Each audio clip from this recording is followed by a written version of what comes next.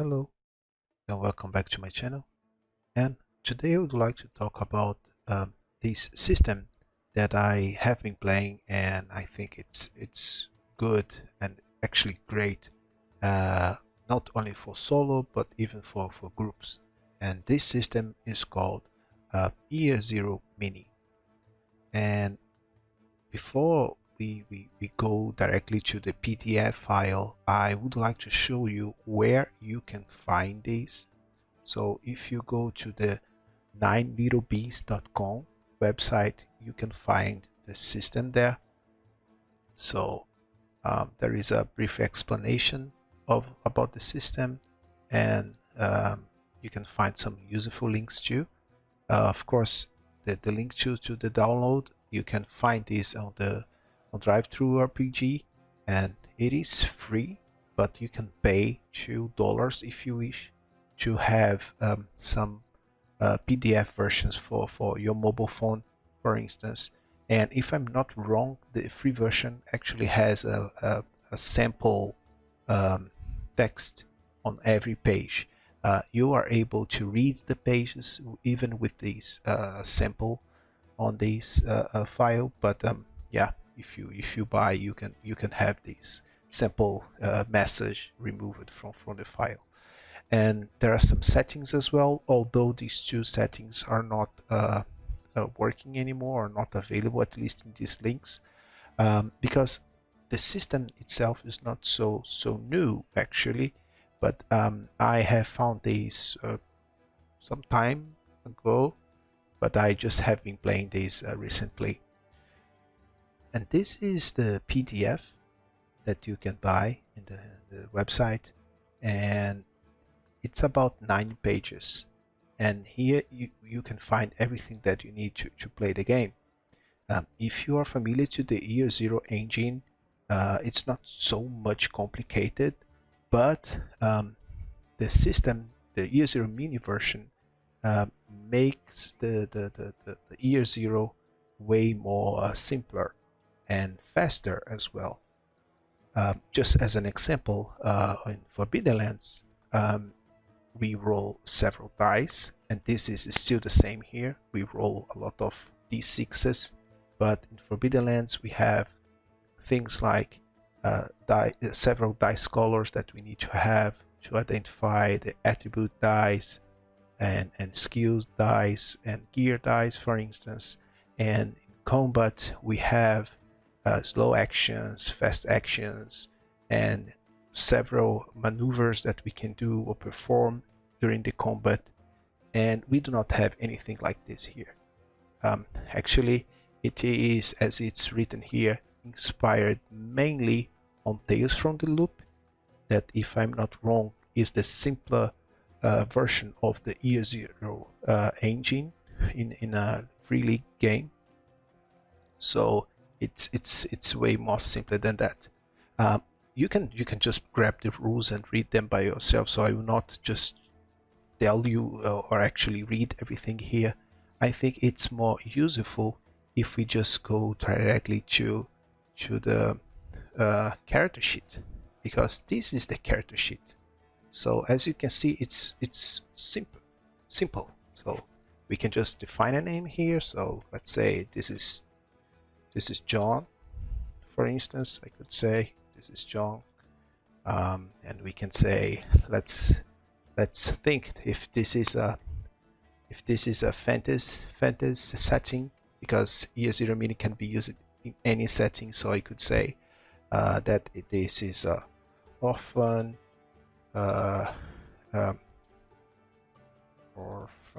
raised by thieves, for instance, and maybe he is a thief as well. So this is the concept of my character. So I could just say that he's an orphan raised by thieves, and then he became a thief too. And how he looks, so he looks like, I do not know, like a skinny and long black hair. Not sure if this is correct, but and a conviction. conviction is basically what John believes. So I could say that he does, rich people do not deserve what they have. So this could be something that he's pretty sure, and something that drives him. And an impulse could be he always, I'd say always steal from rich people. And what else? And I could say that he has a friend like Bob. So Bob saved his life. And he could have some kind of asset, and I could say that John has these, I would say, special thieves kit, for instance, that maybe someone gave him when he became a thief, and he could have some other gears such as a dagger or a cloak. And I could say if he's poor or if he's average, and we have one luck, 2, and we can say that we have about 12 points to distribute here. I'm just going through these real quickly, but we are going to discuss this a little bit better. Don't worry. So if I have these, we have 12. So consider this the character. So what you can see that we created a really fast character for our adventure just by using some definitions in the end. We do not have any class, any race. We just have some concepts basically. So if we go here, and if I need to roll something, we just use the information that we have defined here. So basically, as you may know, Forbidden Lands, for instance, or any Year Zero engine game mostly relies on D6s. So we have to have some kind of pool of D6 to be able to play this game.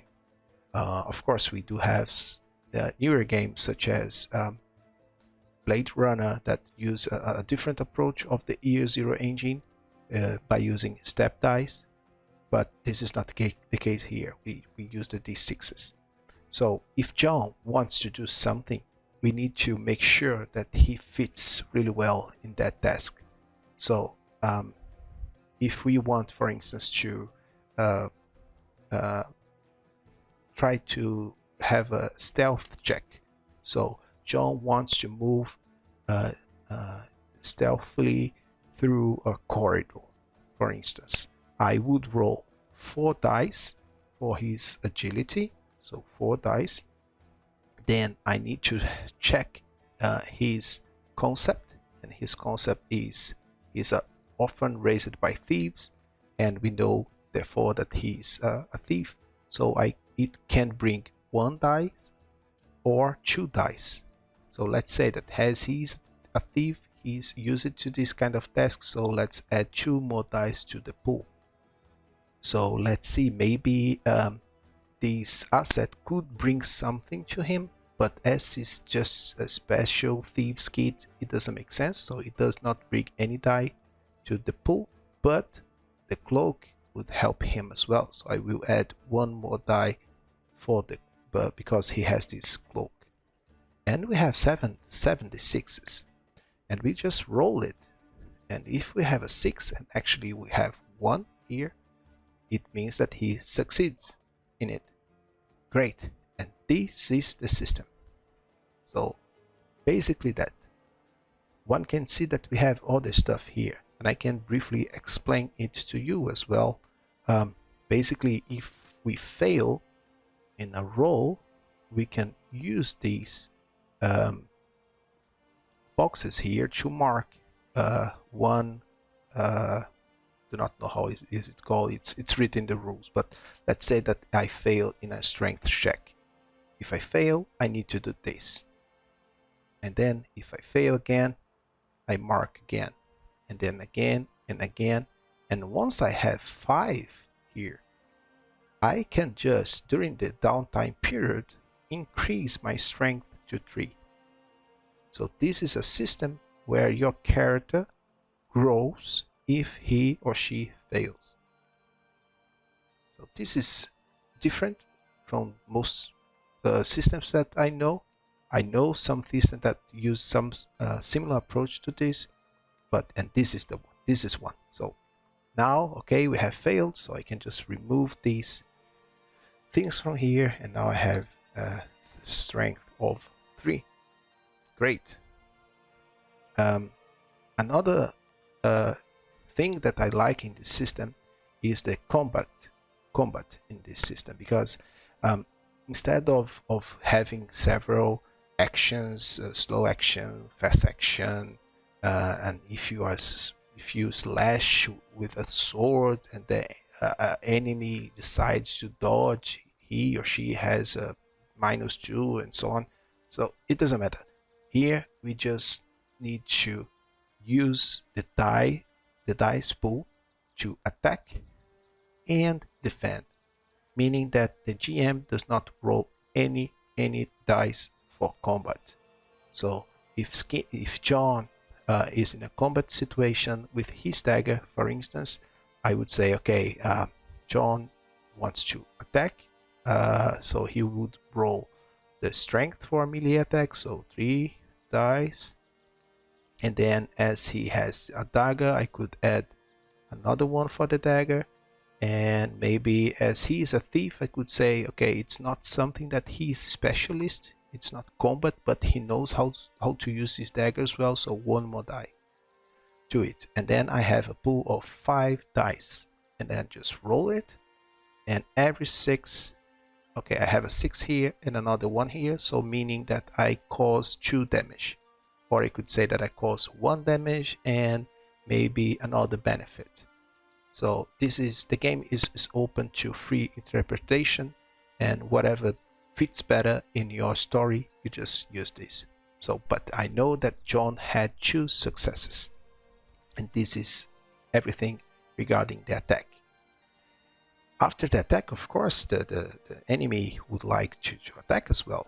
So John needs to roll to defend this attack, meaning that we always consider that the enemy always succeed in the attack roll, and we just need to roll to avoid the damage.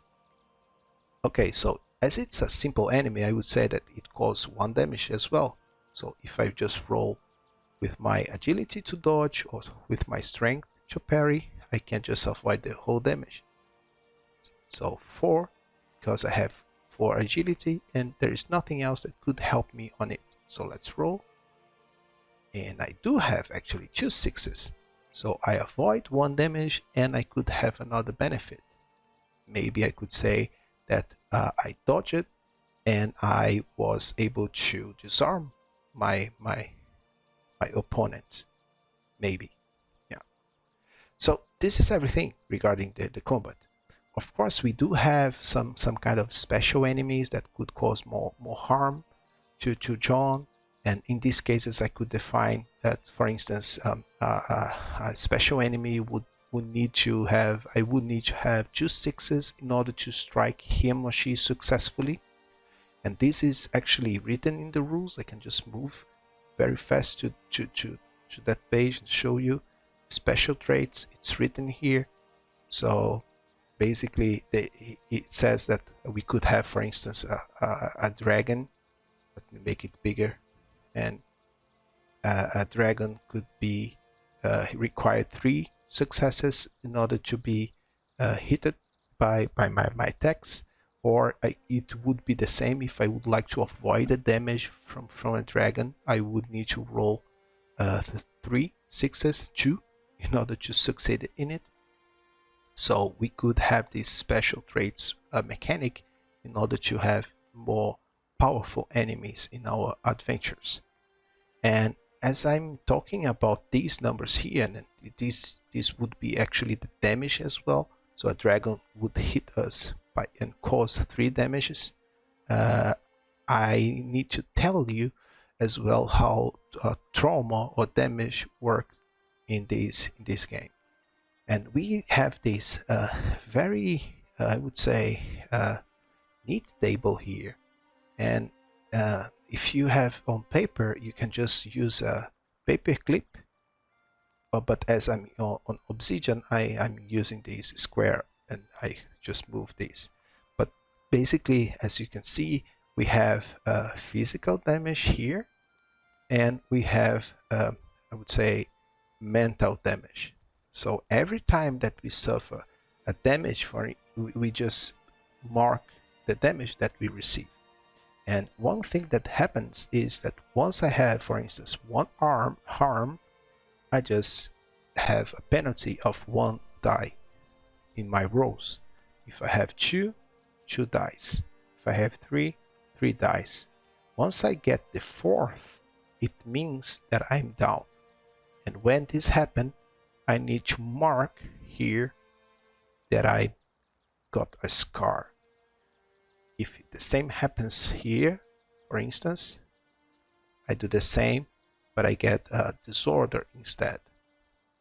And let's suppose that this happened once and maybe it happened 2 more times, meaning that I have currently 3 scars. Every time that I'm downed, I need to roll 2 d6s and keep the highest number. And if the highest number is lower than this number here, it means that I'm dead. So in this case, for instance, I have, let's suppose that I have now, that I'm right now downed, and I got the 3rd scar, and I'm going to roll 2d6, and I'm dead, unfortunately. Or I can just be mentally crazy here if it is a mental damage. And that's it. So you just play with this paper clip here. You just check your scars if you go down, and you can recover. Of course, you can be real healed, and your physical damages are healed by wits, and people can use wits to heal you, and empathy can be used to heal or recover actually mental damage. But this is basically everything. And I know that now I have a video of about 20 minutes, but this is really simple. And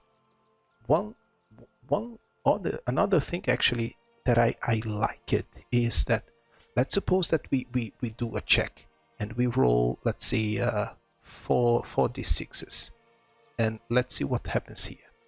So I do not have any 6, as you can see. I only have, my highest number is 4. So it means that I failed in my check. But as my highest number is a 4, this 4 could be the measurement of how bad I was when I failed. So if it was a 5, it means that I just failed by 1. A 4, I just failed by 2. So the consequences could not be so critical, so bad, right? Because I almost succeeded in it. If it was a 1, then I have a critical fail. And the same happens when I have a success. If I have 6, if I have 2 or 3 6s, it means that I have a three successes. So I have a critical success. So I can measure the level of my success or of my failures by checking the numbers in the dice. So for the solo players, usually when we fail or when we succeed, we need to ask the oracle in order to have some kind of measurement. But here we do not need to do this because the roll tells us exactly not what could be, but some kind of of level or degree of success and failure.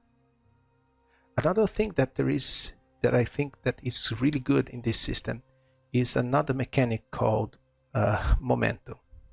So if you have a lot of successes and you feel that you don't need all of them, you can just keep the success, extra success that you have, and this extra success can be converted to extra dice to a party member. So you can see momentum as another dice pool that you just have some dice there that can be used by the whole party. So if I have 3 successes and I say I will just use the 1 success in order to succeed in my action, so let's consider now that we have 2 dice in the momentum. So the next player can just grab these 2 dice and use it in his or her next roll. And yeah, so that's it. Of course, if the time goes by, the momentum will be decreased. But I like this mechanic too. I would suggest you to read this whole document by yourself and have your own feeling about it. And for now, I was just hoping that this video could at least introduce you to this system and help you on understanding a little bit better the Year Zero Mini. So if you have further questions, feel free to reach me. Although it would be way simpler if you just follow the creator of this game, Matt K, on Twitter, or even by joining his Discord. But thank you for watching this video and see you next time. Bye bye.